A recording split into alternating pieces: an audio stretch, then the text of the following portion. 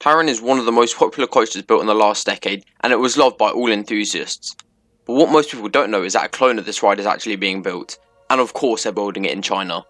So they're taking one of the most unique coaster layouts and completely cloning it with entirely different theming, and it's due to open this September with the rest of the park that it's in, Chengdu Sunac land. So in this video I'm going to delve deeper into this interesting project, as well as the whole of the new park. And I'll also give my opinion and the whole community consensus on this project. The Taron clone was actually initially planned to be a more compact Intamin coaster, but honestly the layout wasn't that good, so I guess the project managers for the park went to Phantasialand and enjoyed Taron so much that they decided to build a carbon copy of it. The coaster is opening as the headliner of the new Chengdu Sunac Park, which is located in the city of Chengdu in the Sichuan province in China. Surprisingly, the ride features theming which can hold its own. While it doesn't come close to the intricate details of Klugheim, the large bays rockwork and the traditional temples do look great. The main reason enthusiasts were so surprised to see Taron be cloned was because the coaster was designed specifically for Phantasialand's unique needs, and it is so well integrated into the park, as most of Taron is built in trenches actually, whereas the clone isn't, meaning that it's way higher above the ground, which honestly looks a bit weird. Some of the supports are huge and look really odd, especially since I'm so used to seeing Taron. Also, many of the foundations stick really far out of the ground, and there is also a lack of paths around the area, making the whole land just feel a bit empty.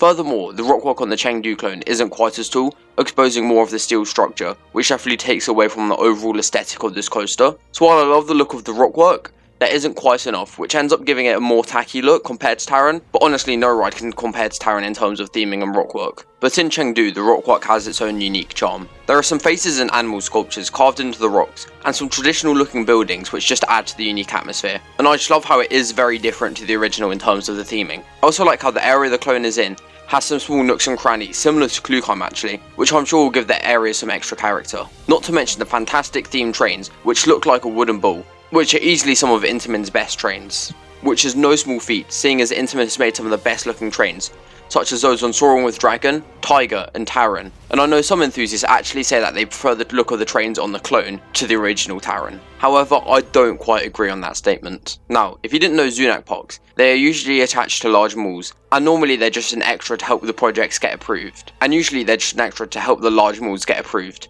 However, the parks are known for their massive coasters, which are usually Intamin's.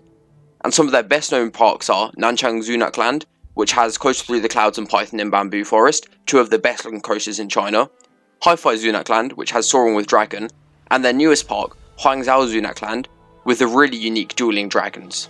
Chengdu Sunac Land is currently their largest project underway, with it also featuring some more major attractions, including a Golden Horse mine train, with some more impressive theming on rockwork, most notably a huge rock dinosaur skull. It also has a Golden Horse chute ride, which seems to incorporate some good theming elements, and perhaps most impressively, a huge show venue, which looks amazing.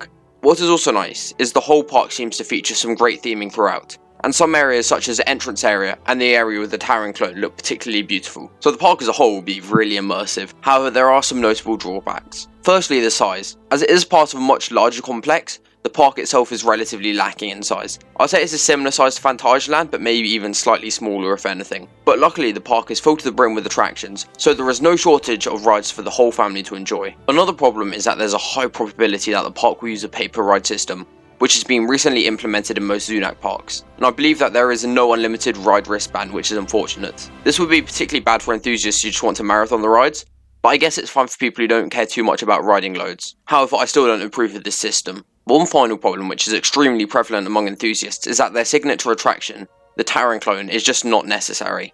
Taron is a really special ride, but the fact that they're building a clone detracts from its uniqueness. There are just so many other layouts that they could have gone with, such as a clone of Redfire, but I guess the park really wanted Taron.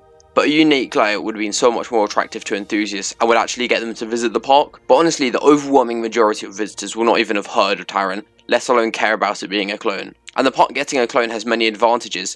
Firstly, it makes the coaster cheaper for the park, as less money will go into the layout design, and also the Taron layout would be desirable, as it's proven to be easy to integrate into rockwork, which is what the park wanted, seeing as Sunac parks are known for their intricate and impressive theming. Personally, I wish they made some changes to the parts of the layout which are less well regarded, such as maybe finding a way to remove the trims, or maybe a way to make the first half a bit more intense, but that would have in turn ramped up design costs, but seeing as this was already a huge project, I'm sure the park didn't want any extra costs. Despite all the problems, it's amazing to see China get more of these huge well-themed coasters and parks, and it's a good sign of hopefully huge things to come as the Chinese market keeps rapidly expanding. The rate of new parks being built in the country is insane, and Chengdu Sunac Land will be a strong addition to the country's already strong collection of parks. And having ridden Taron, I'm certain that this coaster will be one of the premier attractions in the country, and it will definitely draw in huge crowds as Taron has done.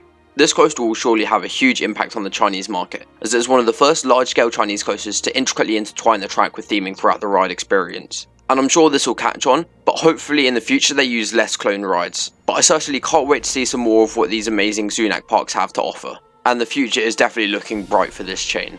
So are you excited for the Taron clone and the whole park in general? Or do you think that this was a bad decision? I'd love to hear your opinions in the comment section below, and don't forget to like and subscribe for more theme park based content. Also, I want to give a huge thanks to Tom from Coastertopia, who is a good friend of mine that has helped massively with the channel, especially since he makes all of my thumbnails, which is a great help. His Instagram and YouTube links will be in the descriptions, and I highly recommend you follow him on both.